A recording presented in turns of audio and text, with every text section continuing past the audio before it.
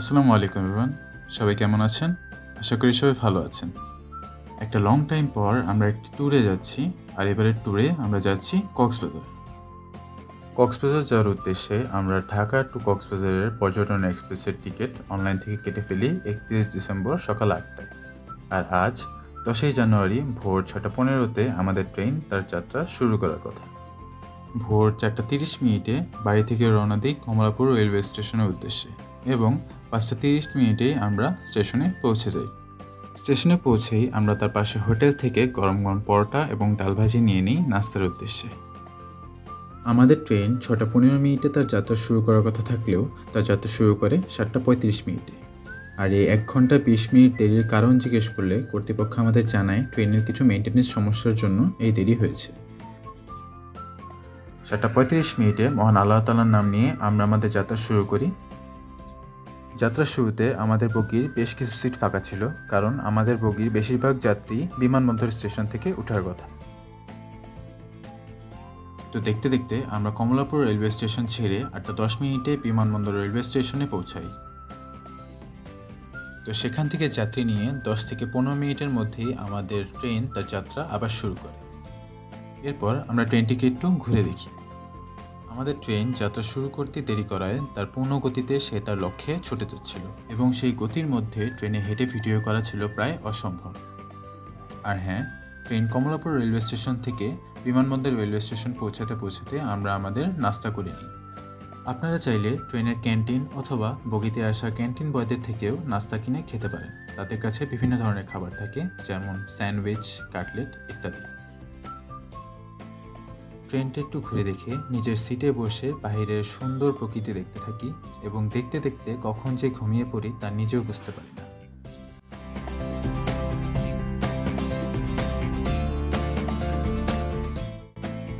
ঘুম থেকে উঠে দেখি প্রায় চিটাগাং রেলওয়ে স্টেশনের কাছাকাছি চলে এসেছি। তখন যেহেতু প্রায় দুপুর ১টা বাজে, তাই আমরা আমাদের লাঞ্চও সেরে ফেলি। লাঞ্চের জন্য আমরা বাড়ি থেকে মোরগ পোলাও রান্না করে বাটিতে করে নিয়ে এসেছিলাম, যেন চট্টগ্রাম স্টেশনে পৌঁছে বা কক্সবাজার পৌঁছে খাবারের জন্য কোনো রকম ঝামেলা পোহাতে না হয়। লাঞ্চের পরপরই আমরা চিটাগাং রেলওয়ে স্টেশনে পৌঁছে যাই এবং সেখানে আমাদের ট্রেন ১০-১৫ মিনিট যাত্রা বিরতি দিয়ে আবার তার যাত্রা শুরু করে।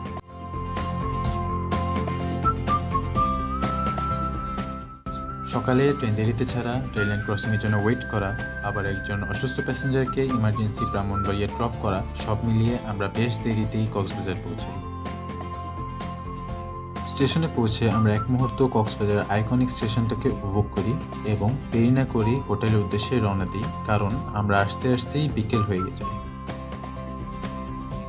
স্টেশনের বাহির থেকে একটি অটো নিয়ে আমরা আমাদের হোটেলের উদ্দেশ্যে রওনা দিই। আর এই হোটেলটি আমরা ২রা জানুয়ারি প্রি বুকিং দিয়েছিলাম। আর আমাদের হোটেলটি হলো প্রাসাদ প্যারাডাইস, যা আপনারা সুগন্ধা বিচ থেকে লাবণী বিচ যাওয়ার পথেই পেয়ে যাবেন। আমরা হোটেলে চেক ইন করি বিকেল ৫টায় এবং রুমে ব্যাগেজ রেখেই আমরা চলে যাই বিচে। আমাদের হোটেলের অপোজিটেই হলো প্লাস্টিক রিসাইকেল পয়েন্ট এবং এই ঝাউবনের মাঝে দিয়ে হেঁটে গেলেই আপনারা চলে যাবেন বিচে।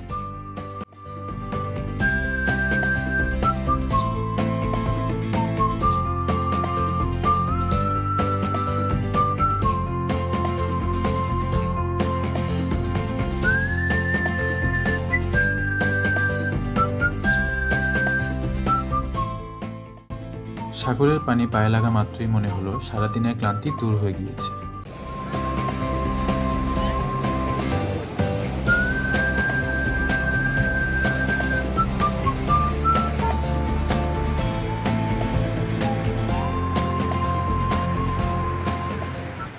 কিছুক্ষণ পানিতে পা ভিজিয়ে আমরা বিচ থেকে বেলপুরি খাই, যা ছিল পার প্লেট ৫০ টাকা। এরপর আমরা আমাদের হোটেলে চলে যাই এবং সুইমিং পুলে নেমে আমাদের গোসল সেরে নিই। এরপর ড্রেস আপ চেঞ্জ করে আবার বিচে চলে যাই।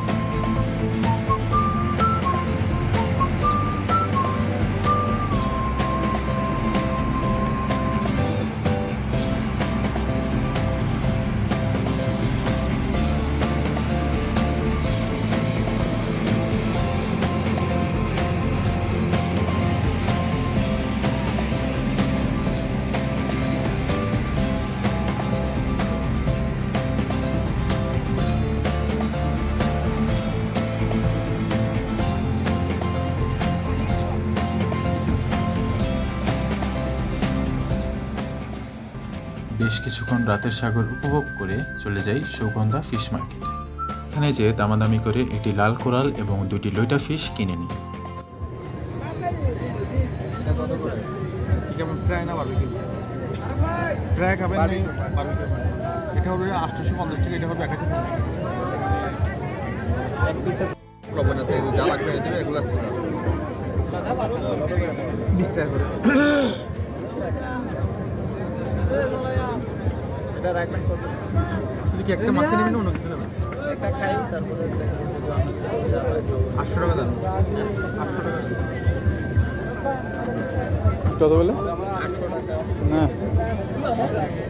দিব কত? 600 টাকা। দেন 600 টাকা। আমাদের কোরাল মাছটির দাম পড়ে 600 টাকা, যার আনুমানিক ওজন ছিল 800 গ্রাম, এবং 2টি মিডিয়াম সাইজের লইটা ফিশের দাম পড়ে 120 টাকা। বারবিকিউ বা ফ্রাই দুটির চার্জই মাছের দামের ভিতর ইনক্লুডেড থাকে।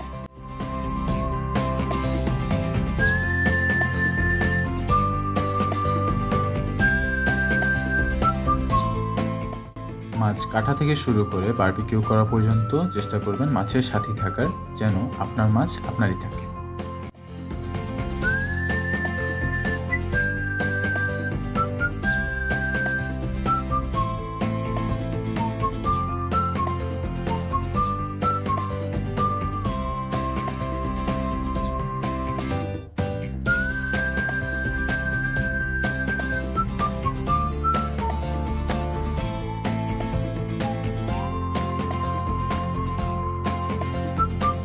কোরাল মাছটাকে বারবিকিউ এবং লইটা ফিশ দুটোকে ফ্রাই করিয়ে নিই।